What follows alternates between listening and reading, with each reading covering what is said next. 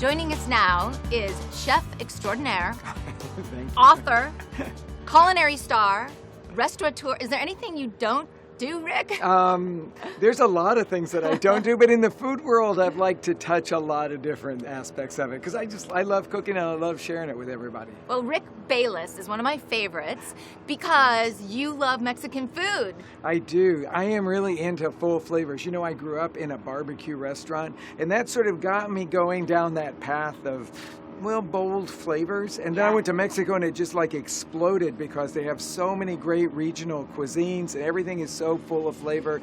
Bright citrus, cilantro, chilies, it's like all there. Technicolor food. It is, absolutely. Technicolor in your mouth, especially because it just explodes. It's a flavor party in your mouth. When you entertain, because you're talking about hospitality, and I know the Mexican culture is extremely hospitable. Exactly. So when you entertain, do you always cook Mexican food or do you like to mix it up? I like to mix it up. You know, I grew up in a barbecue place, so a couple times a year I do these big barbecue feasts. Sometimes I just got back from Istanbul, and so I just had some friends over and I did an all Turkish, beautiful meal. I like to do everything. I just like to cook. And it's like cross-training, right? It is like cross-training. And to tell you the truth, since I write cookbooks, I like to really cook deeply in other people's cookbooks because it teaches me how to write better. Yeah, right, because you get it from the audience experience. You do. And so when you cook, is there like a go-to menu that we can give to the audience that would be fun for them to cook, like a Mexican dish? So Cinco de Mayo, for example, what would you make? Okay, here, this What's is your what comes menu? to my mind. Okay, first of all, you always have to start with simple things you can put out for people to eat, because when they walk in the door, you should always have something that's ready for them. For me, it's spicy nuts always. I always have spicy nuts out, because if people arrive hungry, you want to give them a little something that's bright and beautiful to start with.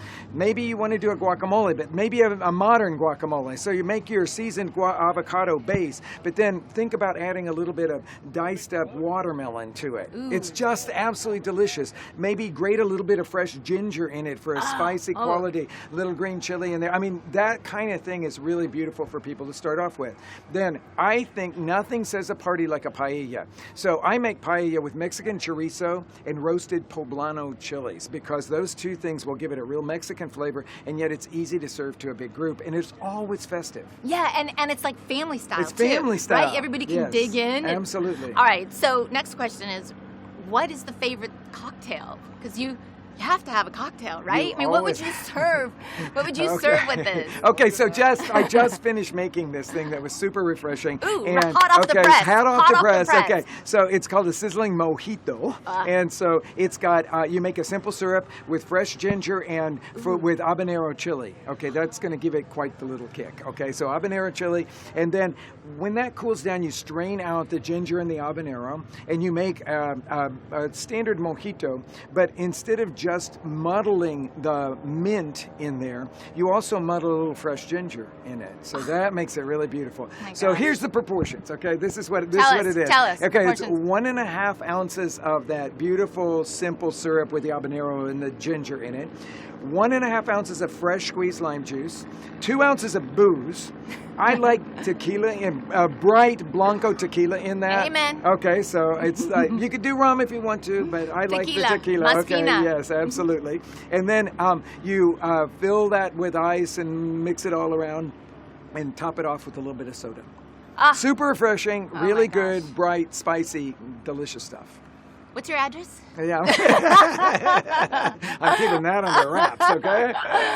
Okay, and as a host, obviously, with the most, what is the one thing that you do or that you think people should offer as far as creating a warm feeling for when guests arrive, besides the food? Besides the food? What's the thing that the host can do to make their guests feel most at home? Music. Okay?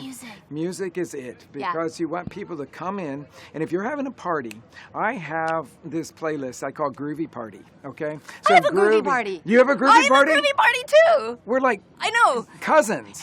Okay? Kindred spirits. Kindred spirits here with Groovy Party.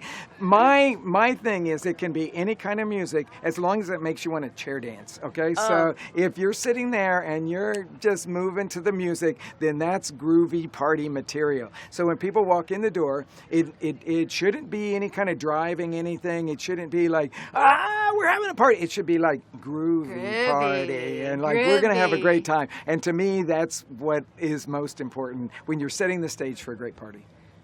You heard it here. You heard it first, right off the press. We need a groovy playlist. Really groovy. You want to feed your guests as soon as they walk into the door. Something. And we've got the hottest cocktail trend. We're going to have that for you. Thank you so much, Rick. Oh, it's such You're a pleasure. The best. Thank you so very much. I really enjoyed it. Thanks for watching. Stay tuned for more from Evite Party.